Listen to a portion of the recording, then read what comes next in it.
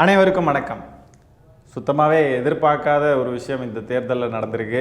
தமிழக வெற்றிக் கழகம் முன்னிலையில் இருக்குது நிறைய தொகுதிகளில். ஆனால் இன்னும் சிங்கிள் மெஜாரிட்டி நிரூபிக்கலை. ஆனால் நிறைய தொகுதிகளை கைப்பற்றியிருக்காங்க அப்படின்றது தான் நிதர்சனமான உண்மை. மனசு எதையுமே ஏற்றுக்க மாட்டேங்குதுங்க. ரொம்ப கடுமையாக உழைச்சிருக்கோம் திமுகவுடைய வெற்றிக்காக. இரவு பகல் பார்க்காம ரொம்ப கடுமையாக உழைச்சிருக்கோம்.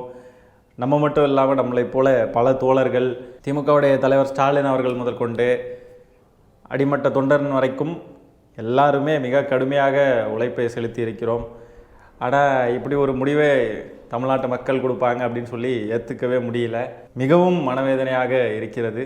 என்னை பொறுத்த வரைக்கும் விஜய்ன்ற நபர் தெளிவான அரசியலை இங்கே மக்கள்கிட்ட பேசி தன்னுடைய வாக்குறுதிகளையோ தன்னுடைய வேட்பாளர்களுடைய நம்பிக்கை தன்மையோ எடுத்து கூறி மற்றும் நம் மாநில உரிமைகளை பேசி, நம் மாநிலத்துடைய அரசியலை பேசி, நம் மண்ணை காப்பதற்கான அரசியலை பேசி இந்த வாக்குகளை வாங்கியிருக்கார் அப்படின்றத நான் ஏற்றுக்க மாட்டேன். அப்படி இந்த வாக்குகள் அவருக்கு வரல.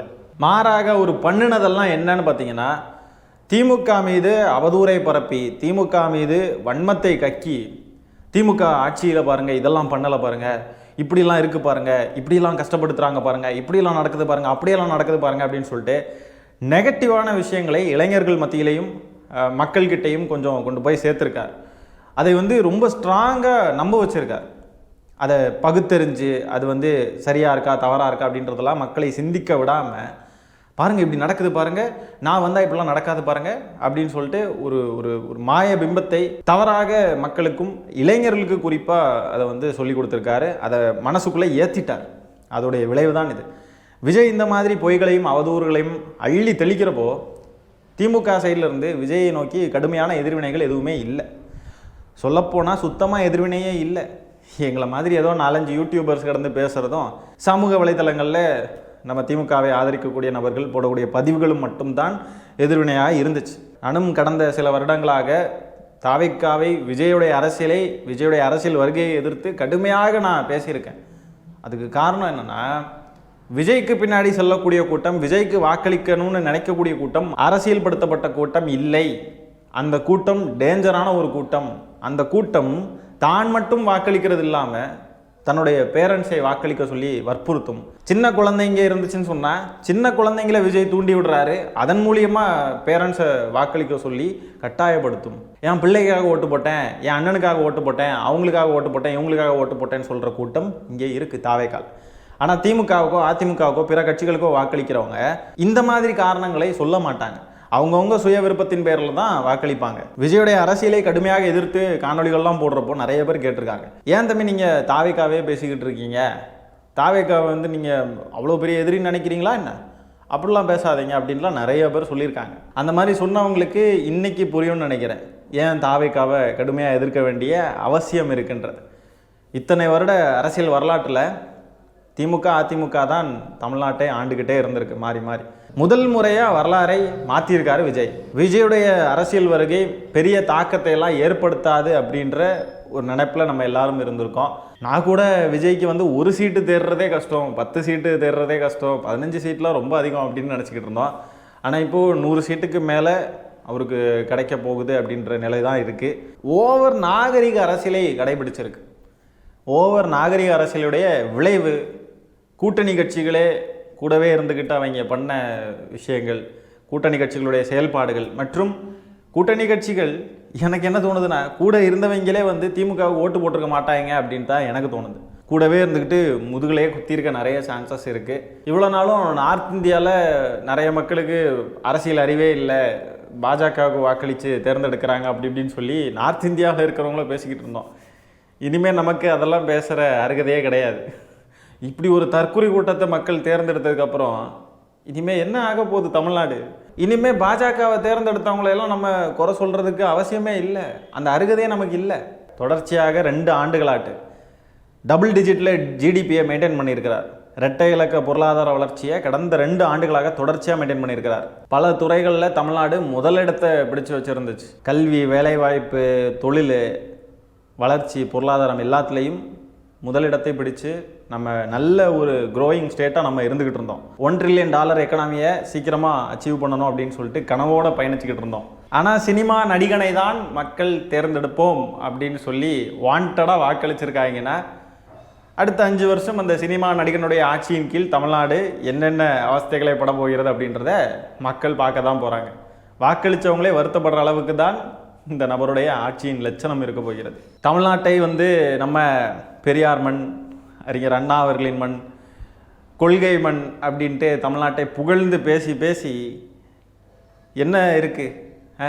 உண்மையாகவே அண்ணா மண் தானா? உண்மையாகவே தந்தை பெரியார் அவர்களை பின்பற்றக்கூடிய மண் தானா? சந்தேகமாக இருக்குது. பொன்னாடை போர்த்திய ஒரு பூமர் மாநிலம் அப்படின்னு தான் தோணுது இப்போது.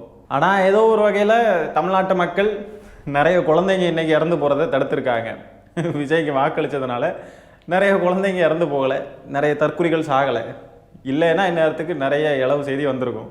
டி நகர் தொகுதியில் இந்த புஷி ஆனந்தெல்லாம் ஜெயிச்சிருக்காருங்க. ஜீரணிக்கவே முடியல. என்னதான்டா இது? இன்னும் புரியல, என்னதான் நடந்துச்சு? வேட்பாளர்களுடைய மூஞ்சி கூட பாதி இடத்துல தெரியாது. தாவேக்கா வேட்பாளர்களுடைய மூஞ்சி கூட யாருக்கும் தெரியாது. விஜய்ன்ற ஒற்றை நபருக்காக சினிமா நடிகன்ற ரசிக மோகத்தில் போய் வாக்களிச்சுட்டு வந்திருக்காங்க. இந்த மக்களை என்னத்தை சொல்கிறது? நாளைக்கு இவங்க தொகுதிகளில் எவனெல்லாம் தாவேக்காரன் ஜெயிச்சிருக்கானோ ஒழுங்காக செயல்படலை, அவனுங்களை போய் கான்டாக்டே பண்ண முடியலன்னா விஜயாவை போய் கேட்பாங்க.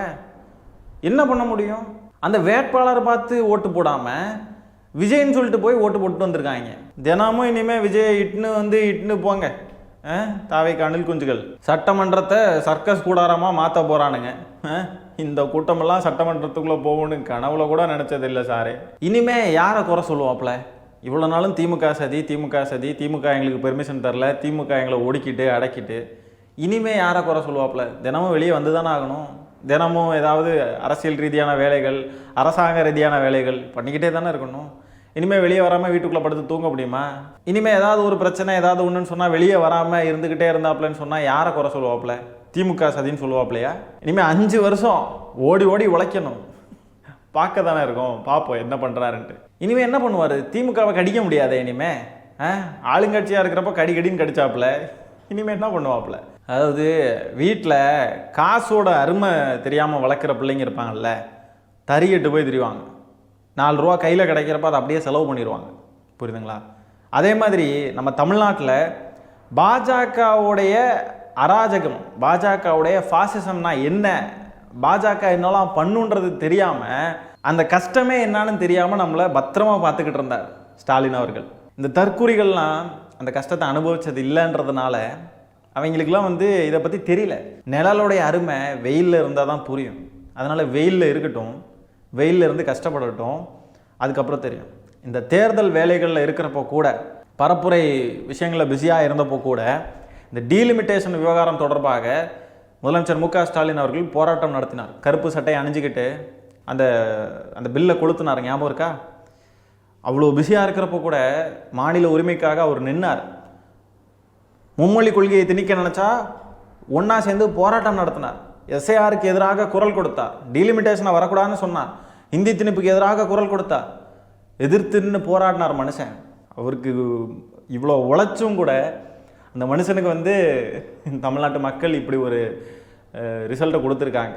பார்ப்போம் இனிமேல் இந்த நபர், விஜய்ன்ற நபர் என்ன தான் தமிழ்நாட்டுக்கு உழைக்கிறார், தமிழ்நாட்டுடைய உரிமைகளை எப்படி பாதுகாக்கிறார், ஒன்றிய பாஜக கிட்ட இருந்து நம்மளை எப்படி பாதுகாத்து கூட்டிகிட்டு போகிறாருன்றதை பார்ப்போம். தமிழ்நாட்டுடைய உரிமைகளுக்கு ஏதாவது ஒரு பிரச்சனை வந்துச்சுன்னு சொன்னால் திமுககாரன் ஆளாக நிற்பான். திமுக ஆட்சியில் இருக்கோ இல்லையோ, தமிழ்நாட்டுக்கு ஒரு பிரச்சனை, தமிழ்நாட்டு மண்ணுக்கு ஒன்றுன்னு சொன்னால் ஆளாக திமுககாரன் தான் நிற்பான். எங்களுக்கு கொள்கை தான் முக்கியம், எங்களுடைய மாநில உரிமைகள் தான் முக்கியம். ஆட்சி வரும் போகும், அது நிலையானது இல்லை. கொண்ட கொள்கை தான் எங்களுக்கு முக்கியம். திமுகவுக்கு வாக்களிக்காத நபர்கள் கண்டிப்பாக நம்ம ஏண்டா திமுகவுக்கு வாக்களிக்கலை அப்படின்னு சொல்லி வருத்தப்படுவாங்க. திமுக பார்த்து செஞ்சிருக்கு எல்லாமே. நான் முதல்வன், தமிழ் புதல்வன், புதுமை பெண், காலை உணவு திட்டம், பெண்களுக்கு கட்டணமில்லா பேருந்து சேவை, மகளிர் உரிமை தொகை, அன்புக்கரங்கள் திட்டம், எண்ணில் அடங்காத திட்டங்கள். எவ்வளோங்க சொல்கிறது? எவ்வளோங்க சொல்லிக்கிட்டே போகிறது? நடிகன் தான் வேணும், மாற்றம் தான் வேணும் அப்படின்ட்டு வாக்களிச்சிருக்காங்க. நடிகன் நாடாண்டால் அது என்ன லட்சணத்தில் இருக்குன்றத வாக்களித்தவங்க தெரிஞ்சுப்பாங்க. ஆட்சிக்கு வந்துட்டாப்புல, போதை, கொலை, கொள்ளை, பாலியல் குற்றங்கள், ஆணவ படுகொலைகள் எதுவுமே நடக்காது இல்லையா? அணில் குஞ்சுகள்லாம் அதுக்காக தானே வாக்களித்தாங்க. திமுக ஆட்சியில் அது நடக்குது, விஜய் வந்தால் அது நடக்காது அப்படின்ட்டு தானே வாக்களிச்சிருக்காங்க.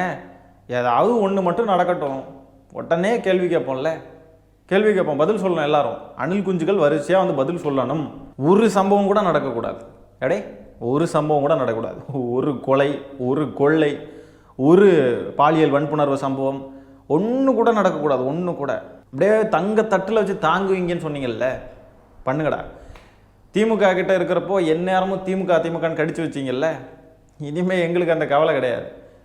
ஆட்சி பொறுப்பில் இருக்கிறது ஒரு முள் கிரீடத்தை தலையில் சுமந்துக்கிட்டு இருக்கிற மாதிரி தான் அப்படின்றத இனிமேல் விஜய் புரிஞ்சுப்பார். இந்த இடத்துல உட்கார்றப்போ எவ்வளோ கஷ்டமாக இருக்கப்பா அப்படின்னு சொல்லிட்டு அப்போ உணர்வார். முதலமைச்சராக மு.க. ஸ்டாலின் அவர்கள் இருந்தப்போ, அந்த சீட்டில் உட்கார்ந்தப்போ நம்ம என்னெல்லாம் பேசணும், எவ்வளோ நம்ம மோசமான அரசியலெல்லாம் நம்ம பண்ணியிருக்கோம் அப்படின்றத விஜய் உணர்வார். திமுக கூப்புக்கு போயிட்டு திமுகவுக்கு கூப்புன்றாங்க. கூப்பு திமுகவுக்கு இல்லை, தமிழ்நாட்டுக்கு தான். இது என்னன்றது புரிஞ்சவங்களுக்கு நல்லா புரியும். நடிகன்றதுக்காக மட்டுமே ஒருத்தனுக்கு வாக்களித்து முதலமைச்சர் ஆக்க முடியும் அப்படின்னு சொன்னால் கூப்பு தமிழ்நாட்டுக்கு தான். வேலை வாய்ப்பு முதற்கொண்டு எல்லாத்துலேயுமே மக்களுக்கு கஷ்டமாக இருக்கும், சிரமமாக இருக்கும். அதுக்கு பிறகு திருப்பி திமுக கிட்ட கொடுப்பாங்க. திருப்பி இன்னொரு நடிகன் வருவான் திமுகவுக்கு எதிராக, கிளப்பி விடுவானுங்க. அவனை பார்த்துட்டு அவன் பின்னாடியே போவாங்க. இதுதானே நடந்துக்கிட்டு இருக்கு. வளர்ச்சி, மக்களுக்கான திட்டங்கள், நலத்திட்டங்கள், இதெல்லாம் வந்து பெரும்பான்மையான மக்களுக்கு இதெல்லாம் ஒரு விஷயமே இல்லை அப்படின்றத இந்த தேர்தல் உணர்த்துது. எவ்வளோதான் நல்லது செஞ்சாலும், எவ்வளோதான் மக்களுக்காக களத்தில் இறங்கி அவ்வளோ உழைச்சாலும் நிறைய மக்களுக்கு இது ஒரு மேட்ரே கிடையாது அப்படின்றது தான் தோணுது. ஏன்னா எல்லாருமே நல்லா இருக்காங்க. 1000 ரூபா எதுக்கு, நாங்கள் உங்ககிட்ட ஃப்ரீ பஸ் கேட்டோமா அப்படின்னு சொல்லிட்டு கேட்குறவங்க தான் இங்கே பெரும்பான்மையாக இருக்காங்க. ஆனால் திமுக அந்த நலத்திட்டங்களை எல்லாம் கொண்டு வந்தது அந்த பெரும்பான்மை மக்களுக்காக கிடையாது. பொருளாதார ரீதியாக கஷ்டப்பட்டு ரொம்ப சிரமத்தில் வேலைக்கு போகிறவங்க, ரொம்ப கஷ்டப்படுறவங்களுக்கு தான் அந்த 1000 ரூபாய் கட்டணம் இல்லாத பேருந்து சேவை, இது எல்லாமே இல்லையா? அப்போது மக்களுக்காக நின்று உழைக்குது திமுகன்றதை புரிஞ்சுக்கிட்டு அந்த பெரும்பான்மையாக இருக்கிறவங்க வாக்களிக்கலை. மக்களுக்கு திமுக நிறைய நல்லது செஞ்சுருக்கு, வாக்களிப்போம் அப்படின்ட்டு வாக்களிக்கலை. அப்போ இதெல்லாம் பெரும்பான்மை சமூகத்துக்கு தேவையே இல்லாத ஒன்று. அப்போ பெரும்பான்மையாக இருக்கக்கூடிய அந்த மக்கள் என்ன நினைக்கிறாங்கன்னா, TVK, DMK, Stalin sir, CM sir, இப்படி நண்பா நண்பீஸ், நீங்கள் கையை எப்படி வைங்க, எனக்கு சத்தியம் பண்ணி கொடுங்க, இந்த மாதிரி வந்து திரும்ப திரும்ப இதையே பேசிக்கிட்டு இருந்த மாதிரி இப்படி ஒரு சினிமா டயலாக்ஸ் பேசிக்கிட்டு இப்படி பார்த்து படிச்சுக்கிட்டு என்னத்தையாவது உளறி வச்சுக்கிட்டு இப்படிலாம் பேசுறது தான் இந்த பெரும்பான்மை மக்களுக்கு பிடிச்சிருக்கு. மக்களுக்காக உழைக்கக்கூடிய கட்சி, மக்களுக்காக வந்து நிற்கக்கூடிய கட்சி, மாநில உரிமைகளை காப்பாற்றக்கூடிய கட்சி, இதெல்லாம் வேணாம். மாற்றத்தை விரும்பி இருக்காங்க. 5 வருஷம் அவங்க விரும்பின மாற்றத்தை பார்க்கட்டும், பார்த்து உணரட்டும், திருந்தட்டும். தமிழ்நாட்டுடைய வளர்ச்சியையும் தமிழ்நாட்டுடைய நிலையையும் அகல பாதாளத்துக்கு இழுத்துட்டு போவாப்புல. எங்களுக்கு எந்த கவலையும் இல்லை, நாங்கள் பார்த்துக்கிட்டு வேடிக்கை பார்த்துக்கிட்டு இருப்போம். எதுக்கும் பதில் சொல்ல வேண்டிய அவசியம் எங்களுக்கு கிடையாது. மாற்றம்னு போனதெல்லாம் ஏமாற்றத்தில் முடியும். மாற்றத்திற்காக வாக்களித்தவங்க அனுபவிக்கட்டும். எவ்வளவோ தடவை எடுத்து சொல்லியிருக்கோம், என்ன மாற்றம், எதுக்கு மாற்றம் வேணும், நல்லா தானே இருக்கோம் அப்படின்னா நம்ம நல்லா இருக்கோன்றதே அவங்களுக்கெல்லாம் தெரியாது.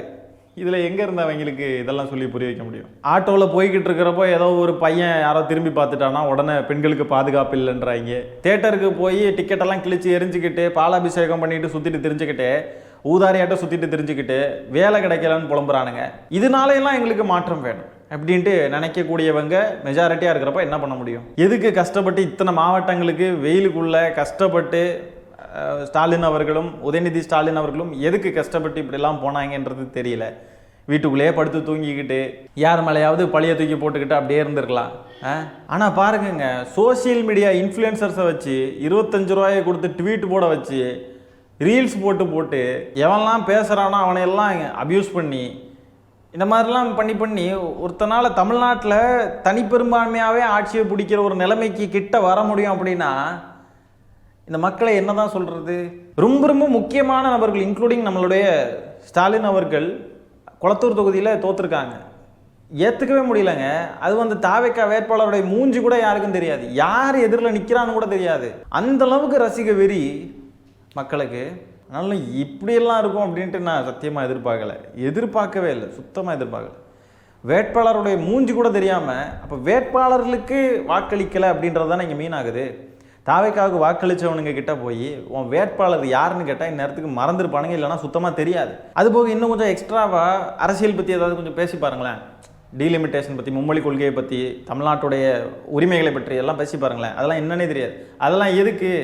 கொள்கையாக முக்கியம், கொள்கையை வச்சு என்ன ஊம்ப போகிறீங்க அப்படின்னு கேட்டவனுங்க தான். பார்க்க தான் போகிறோம். இனிமேல் கொள்கை இல்லாமல் என்னத்தை போகிறானுங்கன்ட்டு பார்க்க தான் போகிறோம். புகழேந்தி ஐயா ரொம்ப நாகரிக அரசியலை கடைபிடிச்சிட்டாங்கன்னு தான் எனக்கு தோணுது. அம்மையார் ஜெயலலிதா அவர்களுடைய பாணியில் இருந்திருந்தா இந்நேரத்துக்கு நடக்க வேண்டியதெல்லாம் சரியாக நடந்திருக்கும். நல்லவனாக இருக்கலாம், ஆனால் எந்நேரமும் நல்லவனா சிரிச்ச முகத்தோட நாகரிகத்தோடையே எந்நேரத்துக்கும் அணுகிட்டு இருக்கிறது, அதோடைய ரிசல்ட் இப்படி தான் இருக்கும். எல்லாருக்கும் எல்லா நேரத்துலேயும் நல்லவனாக இருக்கக்கூடாது. நம்மளை ஒருத்தன் அடிக்கிறான்னா அவனை திருப்பி அடிக்கணும், ஒருத்தன் திட்டுறான்னா அவனை விடவே கூடாது, நம்மளும் திட்டணும். நம்ம மேலே பழியை போட்டுக்கிட்டே இருக்கான், பொய்யா அவதூறாக பரப்பிக்கிட்டே இருக்கான்னா அவனுக்கு தகுந்த விஷயத்தை அவனுக்கு செய்யணும். எப்பவுமே நாகரிக அரசியலை கடைபிடிச்சதன் விளைவு இன்னைக்கு எங்கே நிற்கிது பாருங்கள். கரூர் விவகாரத்தில் கூட பழியை தூக்கி போட்டு போட்டு போட்டு போட்டு ஒவ்வொரு விஷயத்துலையும் திமுகவை கார்னர் பண்ணி குத்தி குத்தி குத்தி குத்தி அதை மக்கள்கிட்ட கொண்டு போய் சேர்த்துட்டார். திமுகவுக்கு வாக்களிக்க கூடாதுன்றதுக்கான காரணம் பொய், அவதூறு எல்லாத்தையும் கொண்டு போய் சேர்த்துட்டாப்ல. அதோடைய விளைவு தான் இது, அதோடைய ரிசல்ட் தான் இது. நாகரிக அரசியல் பண்ணதுனால மக்கள்லாம் என்ன மதிச்சாங்களா? இப்போ வாக்களிச்சிருக்காங்களா? கேவலமான கேடுகட்ட அரசியல் பண்ணவன தானே மதிச்சிருக்காங்க. அப்புறம் என்னத்துக்கு இந்த நாகரிக அரசியல்? எதுக்கு நாகரிகமாக இருக்கணும்? நாகரிகமாக இருந்து என்ன பிரயோஜனம்? கண்ணியமாக இருந்து எல்லாரையும் அரவணைச்சு, ஸ்டாலின் அவர்கள் சமீபத்தில் கூட எங்கேயோ பேசுகிறப்போ ஒரு ப்ரெஸ் மீட்டில் சொல்கிறாங்க, தாவேக்கா உங்களுக்கு எதிரியா, அவங்க பேசிக்கிட்டே இருக்காங்களே, உங்களை எதிர்த்து பேசிக்கிட்டே இருக்காங்களேன்னு கேட்டதுக்கு எல்லாரும் எங்களுடைய நண்பர்கள் தான் அப்படின்ட்டு அந்த இடத்துலையும் சொல்கிறாங்க. கரூர் சம்பவம் நடந்தப்போ ஒரு தலைவன் தன்னுடைய தொண்டர்கள் சாக விரும்ப மாட்டார் அப்படின்னு சொல்லிட்டு அப்பவும் விஜய்க்கு ஆதரவாக தான் பேசினாங்க. இவ்வளோ நாகரிக அரசியல் எதுக்கு? நாகரிகமாக இருந்து என்ன பிரயோஜனம்? மக்கள் மதிச்சாங்களா? கேவலமானவனுக்கு தானே வாக்களிச்சிருக்காங்க. அப்புறம் என்னத்துக்கு நாகரிக அரசியலை கடைபிடிக்கணும்? இந்த நபருக்கெல்லாம் தூத்துக்குடியில் வாக்களிச்சிருக்காங்க. இந்த நபர் மதுரை வாயில் ரேவந்த் சரண், ரோஹிணி தேட்டர் ஓனர், இவங்களுக்கெல்லாம் எந்த அடிப்படையில் ஓட்டு போட்டாங்க? சுத்தமாக புரியலைங்க. எந்த அடிப்படையில்? ஏதாவது ஒரு காரணம் இருக்கா? என்ன ஒன்றுமே புரியலை. எவன் போய் நின்னாலும் ஜெயிச்சிடலாம் போல இருக்கே. திரிஷாவோட வீட்டில் இருக்கக்கூடிய அந்த நாய்க்குட்டி எடுத்து கொஞ்சிக்கிட்டு இருந்தார் இல்லையா, அந்த நாய்க்குட்டியை தூக்கி நிற்க வச்சிருந்தா கூட அதுவும் ஜெயிச்சிருக்கும் போலையே. அடிப்படையாக இந்த கிரைட்டீரியாவும் வேண்டாம் போல இருக்கு. தாவேக்கால சும்மா போய் நின்று கூட ஜெயிச்சிடலாம் போல. அந்த லட்சணத்தில் தான் இருக்கு இவனுக்கு கட்சி. எதுக்கு வாக்களிச்சானுங்கன்னே தெரியாது. விஜய் விஜய் விஜய் விஜய் விஜய். இந்த இளம் தலைமுறையினர் தாங்க ரொம்ப ரொம்ப மட்டமான. இந்த 18 வயசு வாக்களிக்கிற வயசுன்றதை மாற்றினா தான் சரிப்பட்டு வரும். இது ரொம்ப மோசமாக இருக்குங்க. எல்லாத்தையும் ரூயின் பண்ணியிருக்காங்க. லிட்ரலி இந்த 18லேருந்து 25 வயசு வரைக்கும் மேக்சிமம் தாவேக்காவுக்கு ஓட்டு போட்டிருக்க நிறைய வாய்ப்பு இருக்குது. அந்த வயசுக்குள்ளே தெளிவாக சிந்திச்சு வேறு கட்சிகளுக்கு, குறிப்பாக திமுகவுக்கு வாக்களித்த இளம் தலைமுறையினருக்கு நான் பாராட்டுகளையும் வாழ்த்துக்களையும் நான் தெரிவித்துக் கொள்கிறேன். ஏன்னா நீங்கள் தான் யோசிச்சிருக்கீங்க, யோசித்து முடிவு பண்ணி வாக்களிச்சிருக்கீங்க. மற்றபடி இந்த தாவேக்கா கட்சிக்கு வாக்களித்த இளம் தலைமுறையினர் எல்லாத்தையும் சீரழித்து விட்டுருக்காங்க அப்படின்னு தான் நான் சொல்ல வேண்டியது இருக்குது. கொளத்தூர் தொகுதியிலலாம் ஸ்டாலின் அவர்கள் என்ன குறை வச்சாங்க? என்ன குறை வச்சாங்க? அவர் அந்த தொகுதியில் தோக்கடிச்சிருக்காங்க. உண்மையாகவே சொல்கிறேன், ரொம்ப வருத்தமாக இருக்குது, ரொம்ப ரொம்ப வருத்தமாக இருக்குது. இது சுத்தமாக எதிர்பார்க்காத ஒரு விஷயம். கொளத்தூர் தொகுதியில் அவர் தோக்குறதுன்றது அது டிசர்விங்கே கிடையாது அவருக்கு. ரொம்ப ரொம்ப மோசமான நிலைமையில் நம்ம இருக்கோம். தமிழ்நாட்டை இவனுங்க என்னெல்லாம் பண்ண போகிறானுங்களோ தெரில. இப்போவே ஜெயிச்சுட்டானுங்கன்னு சொல்லி ரோடாக கத்திக்கிட்டு போகிறானுங்க, விசிலை தூக்கி ஊதிக்கிட்டு. அவ்வளோ அலப்புற வீட்டில் இருக்க முடியல, காதுக்குள்ளே கத்துறானுங்க. ஆரம்பிச்சிட்டானுங்க. ஆட்சி அதிகாரம் இல்லாதப்போவே அவ்வளோ அலப்பறையை பண்ணானுங்க. எடுத்து சொன்னோம் அத்தனை தடவை, இவனுங்கெல்லாம் இனிமேல் ஆட்சி பொறுப்பு இல்லைன்னா ஏதோ ஒரு பொறுப்பு இவனுங்க கையில் கிடச்சிருச்சுன்னு சொன்னால் என்னென்னலாம் பண்ணுவானுங்க. ஒரு சீட்டு கிடச்சா கூட இவனுங்க அலப்பறை தாங்க முடியாதுன்னு சொன்னோம். பார்க்க தான் போகிறானுங்க. இவனுங்க ஆட்சி அதிகாரத்தை கையில் வச்சுக்கிட்டு, இவனுங்க கிட்ட இருக்கக்கூடிய அந்த பொறுப்பு அதிகாரத்தை எல்லாம் வச்சுக்கிட்டு என்னென்னலாம் பண்ண போகிறானுங்க, மக்கள் அதனால் எவ்வளோ பாதிக்கப்பட போகிறாங்கன்றதை பார்க்க தான் போகிறாங்க. எங்களுக்கு என்ன, நாங்கள் பார்த்துக்கிட்டு நாங்கள் வாட்டுக்கு இருப்போம். நாங்கள் தான் அப்போவே சொன்னோமே இந்த கட்சிக்கு வாக்களிக்காதீங்க, இவனுங்க இப்படிலாம் பண்ணுவானுங்க, மோசமான நபர்கள்னு சொல்லிக்கிட்டே இருந்தோமே, நாங்கள் பாட்டுக்கு இருப்போம். எங்களுக்கு என்ன, தமிழ்நாட்டுக்கு தான் பிரச்சனை, தமிழ்நாட்டை தான் சீரழிக்க போகிறானுங்க, வாக்களித்த நபர்களுக்கு தான் பிரச்சனையே இவனுங்களால். கொளத்தூர் தொகுதி மாதிரி ஒரு தொகுதி தமிழ்நாட்டிலே கிடையாதுன்னு சொல்லுவாங்க.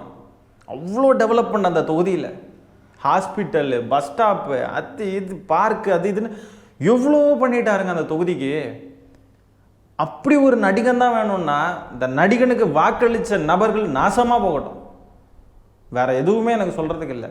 தவறாக கூட இருக்கலாம் நான் சொன்னது. நாசமாக போகட்டும், நான் பின்வாங்க மாட்டேன். மதுரை மத்திய தொகுதியில் இந்த நபர் ஜெயிச்சிருக்காங்க, முஸ்தபா. யாரை தோக்கடிச்சிட்டு? பிடிஆர் அவர்களை தோக்கடிச்சிட்டு. இந்த நபருக்கு என்னங்க அறிவு இருக்கு? எங்க போகிற டிபேட் ஷோலாம் தற்கொலையாட்டம் பேசிக்கிட்டு இருக்குங்க இந்த நபர். எல்லா டிபேட் ஷோலையும் கலாய்ச்சி வெளியே அனுப்பிடுவாங்க. பிடிஆர் அவர்கள் எவ்வளோ சிறப்பான ஒரு அறிவு கொண்ட நபர் தெரியுமா? அவர் அவ்வளோ நிறைய டேட்டாவோட அவ்வளோ தெளிவாக அவ்வளோ துல்லியமாக பேசுவாருங்க அந்த மனுஷன். அவரை போய் தோக்கடிச்சு இந்த நபரை போய் தேர்ந்தெடுத்திருக்காங்க. எதுக்கு தேர்ந்தெடுத்தாங்கன்றதே புரிய மாட்டேங்குதுங்க. ஒரு இன்டர்வியூ கூட இது வரைக்கும் விஜய் கொடுத்து நம்ம பார்த்ததில்லை. ஒரு பத்திரிகையாளர் சந்திப்பு நம்ம பார்த்தது கிடையாது. ஒன்றுமே பண்ணல. 234 தொகுதிகளில் பாதி தொகுதிகளில் கூட விஜய் போய் பரப்புரை பண்ணலை நேரடியாக. கொள்கை விளக்க பொதுக்கூட்டம் நாங்கள் இப்படி பண்ணுறோம் அப்படி பண்ணுறோம் அப்படின்னு சொல்லிட்டு ஒன்றும் கூட பண்ணலை.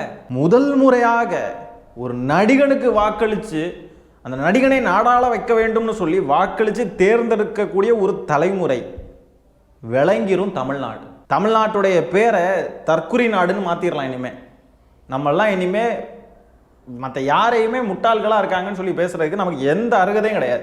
ஒட்டுமொத்த இந்தியாலையுமே மொத்த முட்டாள் கூட்டமும் இருக்கக்கூடிய ஒரே நாடு தமிழ்நாடு தான். இதுதான் உண்மை. இதை நம்ம ஏற்றுக்கிட்டு தான் ஆகணுங்க. இனிமேல் இதெல்லாம் நம்மளால ரிஜெக்டே பண்ண முடியாது. இந்த தமிழ்நாட்டை இந்த விஜய்ன்ற நபர் ஆளுவார், தாவே காலம் ஆளுன்னு சொன்னாக்க அதை நம்ம ஏற்றுக்கணும் அப்படின்னு சொன்னாக்க இந்த தமிழ்நாடு தற்குறிகள் நிறைந்த ஒரு மாநிலம்ன்றதையும் நம்ம ஏற்றுக்கிட்டு தான் ஆகணும். ஏன்னா அதுதான் உண்மை. பின்ன யார் தேர்ந்தெடுத்தது? தற்குறிகள் தான் தேர்ந்தெடுப்பாங்க. இந்த கட்சியை தேர்ந்தெடுத்து வச்சுருக்காங்க. அப்போ தற்குறி நாடு தான் இது. பெண்களுக்கு 1000 ரூபான்னு சொல்லி 1000 ரூபா கொடுத்த அந்த பெண்களும் வாக்களிக்கலை. கட்டணமில்லாத பேருந்து சேவைன்னு சொல்லி கொடுத்து பெண்களும் அதுலேயும் போன பெண்கள் வாக்களிக்கலை. யாரெல்லாம் வாக்களிச்சிருக்காங்கன்னா அந்த திட்டங்களுடைய அருமை பெருமை தெரிஞ்சவங்க வாக்களிச்சிருக்காங்க. அது போதும். தற்குறிகளோ எலைட்டான மனநல கொண்டவங்களோ வாக்களிக்கலை. விஜய்க்கு தான் அவங்களுடைய வாக்கு. இவங்களெல்லாம் நம்மளால் திருத்த முடியாது. மழை புயல் வெள்ளோன்னு எது வந்தாலும் களத்தில் இறங்கி மக்களாக நின்று வேலை செய்வாங்க. உதயநிதி அவர்கள், ஸ்டாலின் அவர்கள் எல்லாருமே ஒவ்வொரு இடங்களுக்கும் வாரம் ஓடி மக்களுக்காக அதை செஞ்சு இதை செஞ்சு அந்த இடத்துல போய் இந்த இனாகரேஷன், இந்த இடத்துல இதை திறக்க போகிறோம், இந்த இடத்துல அதை செய்ய போகிறோம், இந்த இடத்துல அடிக்கல் நாட்டு விழா, அங்கே போகிறேன் இங்கே போகிறேன்னு போய் வேலை பார்த்தாங்க. அவ்வளோ உழைச்சாங்க. தமிழ்நாட்டை பார்த்து செதுக்குனார் மனுஷன். அவர் சக்திக்கு மீறியே செஞ்சுருக்காருன்றது நம்ம எல்லாருக்குமே தெரியும். அவரே சொல்லியிருக்கார், என் சக்திக்கு மீறினதை செய்கிறேன் அப்படின்ட்டு. அவ்வளோ செஞ்ச மனுஷனை இன்னைக்கு கைவிட்டிருக்காங்க. உண்மையாலுமே சொல்கிறேங்க, நம்ம மக்களுக்கு மனசாட்சியே இல்லைன்றது தான் என்னுடைய கருத்து. உழைப்புக்கும் நேர்மைக்கும் அங்கீகாரமே இல்லை அப்படின்னு சொன்னால் எதுக்கு உழைக்கணும், எதுக்கு நேர்மையாக இருக்கணும், எதுக்கு நாகரிகமாக இருக்கணும்? இப்படிப்பட்ட ஒரு முடிவை ஸ்டாலின் அவர்களுக்கு கொடுத்துருக்கிறது ஒரு மனசாட்சியற்ற முடிவாகத்தான் பார்க்க வேண்டியதாக இருக்குது. கலைஞர் அவர்கள் சொல்லியிருக்காங்க, நம்மளால் பலனடைஞ்சவங்க நமக்கு நன்றியோடு இருப்பாங்கன்னு சொல்லி நம்ம எதிர்பார்க்க கூடாதுன்னு சொல்லியிருப்பாங்க. அது இப்போ தான் நான் உணர்றேன். இந்த விஜய்க்கு வாக்களிச்சிருக்கிறது மேக்சிமம் பெரும்பாலும் இளைஞர்கள் தான். அந்த இளைஞர்களுடைய வாழ்க்கையே இனிமேல் கேள்விக்குறியாக தான் இருக்க போகுது. விஜயுடைய ஆட்சின்றது பாஜகவுடைய ஆட்சியாக தான் இருக்க போகுது. பார்ப்பனியத்துடைய ஆட்சி தான் அங்கே நடக்கும். விஜய்க்கு மாநில உரிமையை பற்றி கவலை கிடையாது, கொள்கை கிடையாது, ஒன்றும் கிடையாது. எந்த ஒரு சிந்தனையோ எந்த ஒரு அரசியல் பார்வையோ எதுவுமே கிடையாது. என்னெல்லாம் பண்ணுறாரு விஜய் அப்படின்றத பொறுத்து இருந்து பார்ப்போம். தமிழ்நாடும் தமிழ்நாட்டு மக்களும் அறிவார்ந்த சமூகம்ன்றதை இனிமேல் நம்ம சொல்லவே கூடாது. பிஜேபி உள்ள வரவே முடியாது, பிஜேபியால் தமிழ்நாட்டில் கால் வைக்கவே முடியாதுன்னு நம்ம சொல்கிறோம் இல்லையா? அப்படிலாம் இனிமேல் சொல்லவே கூடாது. பிஜேபி ஈஸியாக வச்சிருமே. இப்படி ஒரு கொள்கையே இல்லாமல் தற்குறிகளாக இருந்துக்கிட்டு இருந்தா எவனாலும் வந்துட்டு போயிடலாமே. ஒரு நடிகன் நாடாள முடியும்னு சொன்னாங்க, பிஜேபி வர முடியாதா என்ன? பேசாமல் நம்மளும் ஏதாவது போய் நடித்து சினிமாவில் நல்ல பிரபலமாயிட்டு அப்படியே நல்லா டான்ஸ் ஆடிட்டு வாத்தி கம்மிங் ஒத்து டான்ஸ் ஆடிட்டு நேராக அரசியல் கட்சி ஆரம்பித்து போயிடலாம் போல். ஈஸியாக வந்து ஜெயிச்சிடலாம் போல். என்னங்கடா இது? சினிமாவில் நடித்ததை தாண்டி விஜய்ன்ற நபருக்கு என்ன இருக்குது, என்ன பண்ணியிருக்காரு? வாக்களித்து முதலமைச்சர் ஆக்கிற அளவுக்கு இந்த மக்களுக்கு அப்படி என்ன இதுன்னு எனக்கு ஒன்றும் புரியல. இருக்கிறதுலே ரொம்ப வேதனையாக இருக்கிறது என்னென்னா, ஸ்டாலின் அவர்கள் இரவும் பகலும் கஷ்டப்பட்டு உழைச்சாங்க. அவருடைய உழைப்பை மக்கள் மறந்துட்டாங்கன்றது ரொம்ப வேதனை அளிக்குது. ரொம்ப வேதனை அளிக்குது. ஸ்டாலின் அவர்களை தோக்கடிக்கிறாங்க, பிடிஆர் அவர்களை தோக்கடிக்கிறாங்க. வரிசையாக நாங்கள் பார்க்குறதுல எவ்வளோ பேர் தோத்துட்டாங்க. யாரா நீங்கள்லாம்? என்னடா நினச்சிக்கிட்டு இருக்கீங்க? எந்த அடிப்படையில் ஓட்டு போட்டீங்க இவனுங்களுக்கெல்லாம்? இன்னும் என்ன தான் பண்ணணும்? அப்போது ஒரு கட்சி என்ன தான் பண்ணணும், ஒரு அரசு என்ன தான் பண்ணணும், இதுக்கு மேலே என்ன பண்ண முடியும்? மாநில உரிமைகளே காப்பாற்றுது, மக்களுக்கு தேவையான நலத்திட்டங்களே பண்ணுது, பொருளாதார வளர்ச்சியை நல்லா மேம்படுத்துது, எல்லாம் பண்ணுது. இந்த குற்ற சம்பவங்கள் நடக்குது, போதைப் பொருள் யூஸ் பண்ணுறாங்களாம், கொலையா, பெண்களுக்கு பாதுகாப்பு இல்லையா, இந்த மாதிரிப்பட்ட காரணங்களை வச்சு தானே திமுகவுக்கு வாக்களிக்கலை. மற்றபடி திமுக என்னெல்லாம் பண்ணியிருக்கு, எல்லாமே பண்ணியிருக்குல்ல. சரி, இப்போ இந்த காரணங்கள்லாம் இருக்குல்ல, இந்த காரணங்கள் எல்லாம் தாவேக்கா ஆட்சியில் நடக்காதா? அப்படி நடந்துச்சுன்னா என்ன பண்ணலாம்? தாவேக்கா ஆட்சியில் இந்த கொலை, கொள்ளை, பாலியல் குற்றங்கள், போதைப்பொருள் நடமாட்டம் இதெல்லாம் இருந்துச்சுன்னா என்ன பண்ணலாம்? எழிலன் அவர்கள் தோத்துருக்காங்க, அன்பில் மகேஷ் அவர்கள் தோத்துருக்காங்க, டிஆர்பி ராஜா அவர்கள் தோத்துருக்காங்க. சீரியஸ்லி புரியல. ரொம்ப ரொம்ப இது என்னங்க, இது ஏதாவது ஒரு தவறு நடந்திருக்கா? அதாவது எனக்கு ஒன்றும் புரியல. சென்னையில் பல தொகுதிகளை கைப்பற்றி இருக்காங்க. சென்னை திமுகவுடைய கோட்டைன்றது தான் இங்கே உண்மை. அதுதான் நம்ம அப்படி தான் இருந்துச்சு இல்லையா? இது வரைக்குமே அதிமுக ஆட்சி அமைச்சா கூட சென்னை திமுக வசம் தான் இருக்குது அப்படின்றது தான் எல்லாருக்குமே தெரிஞ்ச ஒரு விஷயம். அப்பேற்பட்ட சென்னை, காஞ்சிபுரம்லாம் எப்படிங்க, எப்படி அப்பேற்பட்ட அந்த ஏரியாவில் நார்த்து தமிழ்நாடு வந்து மேக்சிமம் திமுகவுக்கு தான் போகும். அப்பேற்பட்ட இடத்துல கூட எப்படிங்க திமுகவுக்கு ஓட்டு வராமல் போச்சு? அவ்வளோ மக்கள் ரசிக வெறியில் இருக்காங்களா? அவ்வளோ தற்குறிகளாக இருக்காங்களா? அவ்வளோ முட்டாள்களாக இருக்காங்களா? மாணவர்களுக்கு, மகளிருக்குன்னு எல்லாருக்கும் பார்த்து செஞ்சாருங்க மனுஷன். அவங்க தான் இப்போ முதுகிலேயே குத்திருக்காங்க. சூப்பரில். தமிழ்நாடு தலை குனியாது, தமிழ்நாடு என்றும் தலை குனியாது அப்படின்னு நாங்கள்லாம் வீர முழக்கமிட்டு நாங்கள்லாம் அவ்வளோ சொல்லிக்கிட்டு இருந்தோம். இனிமேல் தமிழ்நாடு தலை குனிஞ்சு தான் இருக்கும். தமிழ்நாட்டை தலை குனிய வைத்து விடுவார்கள் இந்த அணில் குஞ்சுகள். வேணா வெயிட் பண்ணி பாருங்க. தமிழ்நாடு தலை குனியாதுன்னு நம்ம சொல்கிறப்பெல்லாம் கிக்கி பிக்கி பண்ணிக்கிட்டு இருந்தாங்க. தமிழ்நாட்டை தலை குனிய வச்சதுக்கு அப்புறம் நாங்கள் என்ன பண்ணுறோன்னு பாருங்க. கிக்கி பிக்கி பண்ணிக்கிட்டு இருப்போம் நாங்கள்.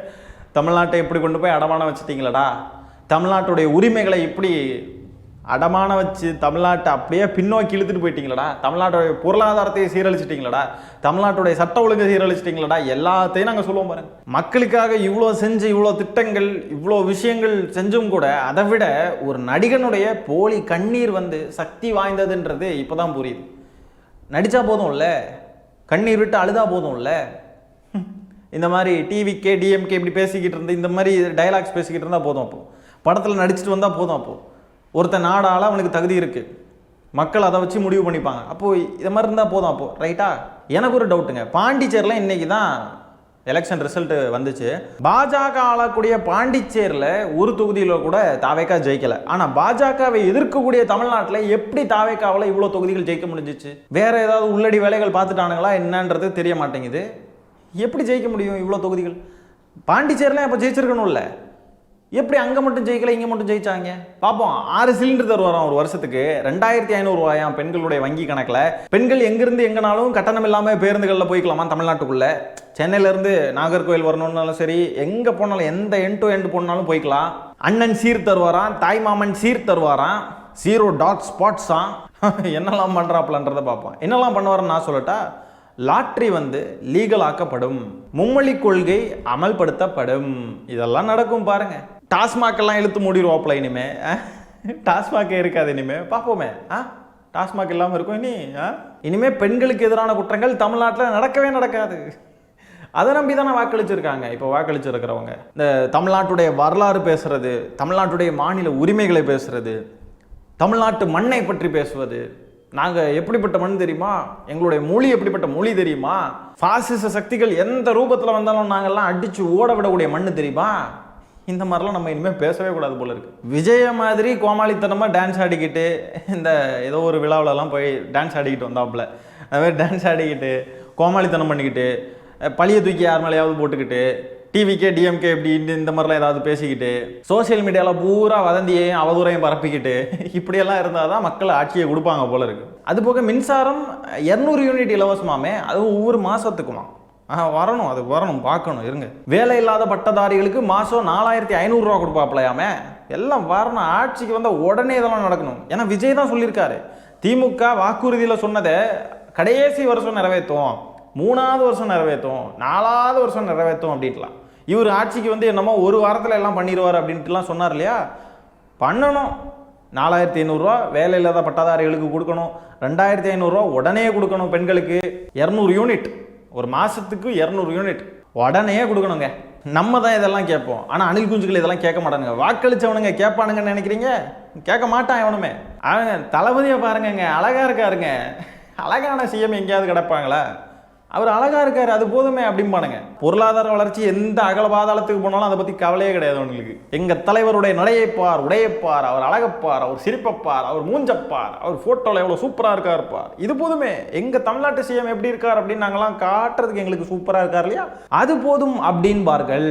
மொத்தத்தில் அரசியல் புரிதலே இல்லாத ஒரு தற்குறி கூட்டம் தமிழ்நாட்டு அரசியலை அகல பாதாளத்தில் தள்ளியிருக்காங்கன்றது தான் இந்த தேர்தலில் நம்ம பார்க்க முடியுது. எங்கள் தலைவர் நல்லா ஆடுவார், பாடுவார், டான்ஸ் ஆடுவார், நல்லா நடிப்பார், சூப்பராக ஸ்கிரிப்ட் பேசுவார், வசனம் பேசுவார், ஆனாலும் நாங்கள் வாக்களிப்போம் அப்படின்னு சொல்லக்கூடிய கூட்டம் நாங்கள் கிடையாது. யார் ஆட்சியில் இருந்தாலும் நாளைக்கே ஒன்றிய அரசு தமிழ்நாட்டுக்கு எதிராக ஏதாவது ஒரு விஷயம் பண்ண நினைச்சா முதல் மனிதனாக வந்து குரல் கொடுக்கக்கூடியது ஸ்டாலின் அவர்களாக தான் இருப்பார். அவருக்கு பின்னாடி நாங்கள் எல்லாரும் வந்து நிற்போம்.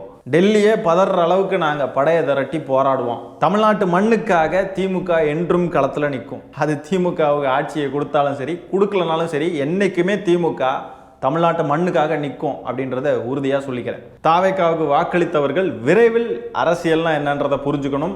அந்த கட்சிக்கு வாக்களித்ததற்கு வருத்தப்பட வேண்டும். அவர்கள் திமுகவுக்கு வாக்களிக்காமல் போனதற்கும் வருத்தப்பட வேண்டும். அப்படி வருத்தமே படவில்லை, எங்களுடைய தலைவர் அழகைப்பார், முடியைப்பார், கலரைப்பார்னு சொல்லிக்கிட்டு இருந்தாங்கன்னு சொன்னால் நாசமாக போகட்டும், நமக்கு என்ன. இப்படியே தான் தொடர்ந்து இருப்பாங்க எப்போவுமே அப்படின்னு சொன்னாங்க. நாசமாக போய் தொலையட்டங்க.